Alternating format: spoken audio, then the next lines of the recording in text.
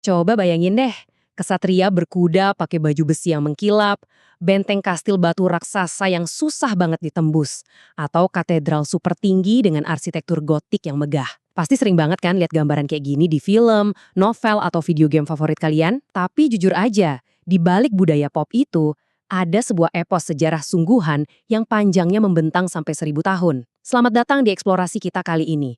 Di sini kita bakal ngupas tuntas salah satu era paling penting dan paling sering salah dipahami dalam sejarah Eropa. Oke, mari kita langsung bedah hal ini. Sering banget kan pas dengar istilah zaman pertengahan, otak kita otomatis mikir tentang zaman kegelapan. Wah, itu tuh masa-masa kelam di mana ilmu pengetahuan hilang, masyarakatnya mundur, dan kebodohan ada di mana-mana. Tapi pertanyaannya, apa iya pemahaman yang udah kayak rahasia umum ini benar-benar sesuai sama fakta sejarahnya?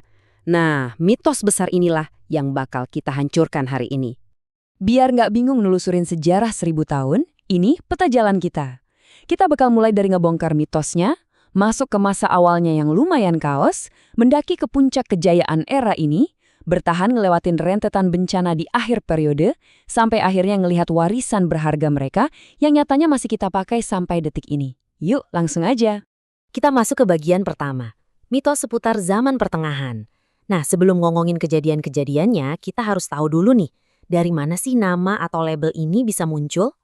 Kalian mungkin mikir, siapa coba orang kurang kerjaan yang pertama kali ngasih nama pertengahan? Jawabannya, itu sejarawan asal abad ke-14 dan 15 namanya Leonardo Bruni. Dia ngebagi sejarah jadi 3 babak besar, zaman kuno, zaman pertengahan, dan zaman modern. Jadi, alasan kenapa disebut pertengahan itu beneran sesimpel karena posisinya secara harfiah kejepit di tengah-tengah antara era klasik kuno dan kebangkitan dunia modern. Sesederhana itu. Lanjut ke bagian kedua, zaman pertengahan awal. Periode ini tuh titik nol dari zaman baru yang dipicu sama salah satu keruntuhan geopolitik paling brutal yang pernah dialami manusia. Jadi, di tahun 476 Masehi, Kekaisaran Romawi Barat yang dulu super perkasa itu akhirnya runtuh ditebas krisis internal dan invasi suku Jermanik. Efeknya parah banget. Jalan raya, sistem air, sampai perpustakaan pada hancur. Eropa Barat benar-benar terpuruk secara ekonomi. Tapi uniknya, separuh kekaisaran lainnya, yaitu Bizantium atau Romawi Timur, malah sukses bertahan dan makin maju, ngejaga warisan ilmu kuno. Terus, di waktu yang sama, kekuatan baru muncul kilat dari Jazirah Arab. Kekhalifahan Islam berekspansi luar biasa besar, sampai nembus menanjung Spanyol. Bener-bener lanskap global yang sangat dinamis. Nah, di tengah reruntuhan Romawi Barat dan hilangnya pemerintahan pusat, orang-orang Eropa jelas harus putar otak buat bisa bertahan hidup. Dari sinilah feudalisme lahir. Ini bukan sekedar soal orang kuat nindas orang lemah ya. Di masa yang penuh kekacauan itu, ini tuh sistem yang mutlak banget dibutuhin buat ngejaga ketertiban. Bangsawan bawahan ngasih kesetiaan militer dan pajak ke bangsawan atasan, dan gantinya mereka dapat tanah plus perlindungan. Sistem barter perlindungan inilah yang jadi lem perkat masyarakat Eropa selama berabad-abad. Coba perhatiin deh, ada satu warisan keren dari masa ini yang sering banget kita anggap remeh. Dulu, bangsa Romawi kalau nulis pakai huruf kapital semua. Kebayang nggak sih ribetnya baca teks tebel pakai caps lock? Terus, di bawah kekuasaan Kekaisaran Carolina, para pencatat sejarah di biara bikin inovasi jenius. Mereka pada dasarnya nyiptain sistem huruf kecil standar yang pertama. Inovasi ini bikin nulis dan baca jadi jauh lebih efisien. Dan itulah cikal bakal huruf kecil yang kita pakai kalau lagi ngetik tiap hari sekarang. Setelah fase awal yang berantakan, Eropa pelan-pelan mulai nemuin pijakannya lagi. Kita masuk ke bagian ketiga, zaman pertengahan puncak. Ini adalah momen di mana segalanya mulai meledak, dalam artian yang bagus. Periode ini benar-benar jadi titik balik yang luar biasa. Iklim yang menghangat bikin panen melimpah ruah dan populasi langsung meroket tajam. Di masa ini juga tradisi heraldik atau bikin semacam logo unik buat keluarga bangsawan mulai populer.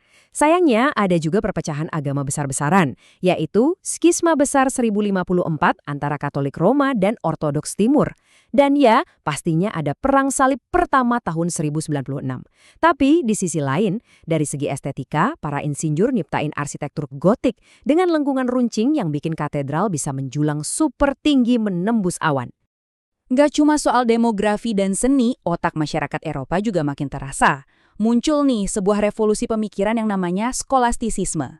Kerennya, ilmu-ilmu filsafat Yunani kuno kayak Aristoteles yang sempat hilang di telan bumi setelah Romawi runtuh, berhasil ditemuin lagi berkat interaksi sama peradaban Islam. Para pemikir Eropa mulai gabungin logika analitis ini sama teologi mereka. Mereka nggak mau lagi cuma sekedar ngafalin buku, tapi pakai perdebatan sengit sebagai cara utama buat belajar sesuatu. Dan tebak apa buah dari ledakan intelektual ini? Yap, sistem universitas pertama di dunia. Universitas Bologna di Italia jadi pionirnya di tahun 1088. Ini beneran bukti nyata kalau warisan mereka itu masih nempel banget di kehidupan kita. Karena mereka dulu pakai bahasa Latin, kita sampai sekarang masih pakai istilah-istilah kayak cum laude, dies natalis, sampai rektor. Gila kan? Sistem pendidikan tinggi kebanggaan kita ini justru berakar kuat dari era yang sering diejek sebagai zaman kegelapan. Tapi tunggu dulu, di tengah segala kemajuan ini, ada satu ancaman horor dari arah timur. Pasukan penunggang kuda Kekaisaran Mongol pimpinan keturunan Genghis Khan nyapu bersih wilayah Asia dan nabrak Eropa Timur. Negara Kievan Ruhi hancur lebur, kota-kota di Eropa Timur dibakar. Tapi bener-bener aneh, pas seolah-olah seluruh Eropa bakal rata sama tanah, pasukan Mongol tiba-tiba aja putar balik. Ternyata mereka mundur cuma gara-gara ada urusan pemilu pemimpin baru di kampung halaman mereka. Dan invasi besar-besaran itu nggak pernah dilanjutin lagi. Eropa selamat karena urusan politik internal Mongol. Sayangnya, masuk abad ke-14, jatah keberuntungan Eropa kayaknya benar-benar habis. Kita sampai di bagian keempat, bencana pertengahan akhir. Ini fase kekacauan murni yang dibuka sama perubahan iklim yang mendingin dan bikin gagal panen gila-gilaan. Tapi percaya deh, kelaparan itu baru permulaan. Mari kita lihat gimana wabah paling mematikan dalam sejarah menyebar perlahan tapi pasti. Bom waktunya meledak di tahun 1347 pas pelabuhan dagang Kava lagi dikepung. Tikus-tikus yang bawa serangga pinjal nyelinap masuk ke dalam kapal dagang pelarian asal Genoa. Kapal-kapal ini merapat ke pelabuhan di Italia, bawa penumpang gelap mematikan. Dari pelabuhan inilah, bakteri wabah Black Death langsung nyebar lewat rute perdagangan di seluruh Eropa. Bener-bener kayak api yang ketemu bensin. 25–50 juta jiwa. Angka ini luar biasa besar. Ini bukan cuma deretan nol di buku sejarah. Ini berarti sepertiga atau bahkan setengah dari total orang di benua Eropa saat itu musnah gara-gara Black Death. Skala kematian dan rasa putus asa di masa itu, jujur, rasanya susah banget buat kita bayangin di zaman sekarang. Seakan pandemi mengerikan aja belum cukup, dunia politik dan agamanya juga ikutan berantakan. Dunia Kristen kebelah lagi dalam skisma barat, karena ada dua paus yang saling klaim dari Roma dan Avignon. Barengan sama itu, Inggris dan Prancis lagi sibuk bunuh-bunuhan dalam perang 100 tahun buat rebutan tahta. Dan yang paling bikin syok, sisa terakhir dari kejayaan Romawi kuno, Kekaisaran Bizantium, akhirnya resmi tamat waktu Konstantinopel jatuh ke tangan Turki Utsmani di tahun 1453. Tapi, jangan sedih dulu. Di tengah segala kehancuran ini, umat manusia nemuin jalan buat bikin sesuatu yang brilian. Johannes Gutenberg, seorang pengrajin jenius, ngerakit alat yang bakal ngubah dunia selamanya. Mesin cetak portable pertama di Eropa. Mendadak, buku nggak perlu lagi disalin satu-satu pakai tulisan tangan yang bikin pegal. Info jadi murah, super cepat nyebarnya, dan gampang diakses siapa aja. Ini benar-benar percikan api pertama yang nyalahin revolusi informasi global. Hal itu bawa kita ke bagian kelima, yang juga jadi akhir dari eksplorasi kita. Warisan yang terus hidup. Pasti muncul pertanyaan kan? Terus, kapan sih era 1000 tahun yang super panjang ini akhirnya beneran kelar? Kalau kalian nanya ke sejarawan, pasti bakal dapet jawaban yang beda-beda. Banyak yang nunjuk tahun 1453 gara-gara jatuhnya Konstantinopel yang bikin para cendekiawan kabur ke Italia dan memicu era Renaissance. Ada juga yang milih 1492 pas Columbus nemuin benua Amerika. Sebagian lagi mantep di tahun 1517 pas reformasi Protestan mendobrak kekuasaan mutlak gereja. Tapi pada akhirnya, zaman pertengahan itu nggak berakhir dalam semalam kok. Dia pelan-pelan tapi pasti melebur dan bermetamorfosis jadi fondasi dunia modern kita. Jadi setelah ngelihat semua perjalanan panjang ini, udah waktunya dong kita patahin mitos zaman kegelapan itu untuk selamanya.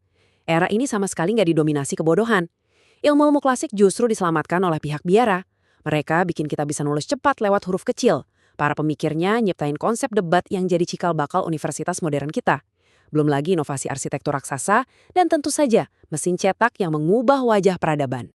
Sebagai penutup, ada satu pertanyaan yang pengen saya titipin buat kalian.